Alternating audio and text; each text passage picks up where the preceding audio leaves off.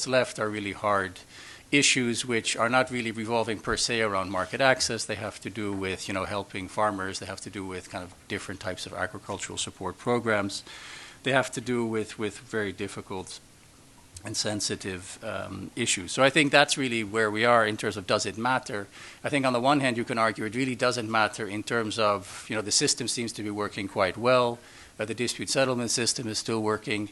The system of the WTO in terms of transparency, in terms of the committee structure, in terms of governments getting together and talking to each other about the issues that are on the table and that have already been negotiated and that are very much kind of driven by rules. Think of standards, think of customs valuation, etc. These are mechanisms that actually work, I think, relatively well, and they get underplayed in terms of the value of the system. Now, on the other hand, you could argue that, this does matter, and it matters for two reasons. One is there is an opportunity cost, and I think here I fully agree with what Dick is saying, is that if we could have gotten to an ambitious kind of round in terms of concessions, that really would have made a difference for many countries. Again, in terms of world GDP, it's not going to make a huge impact, but nonetheless, this is something that is not insignificant.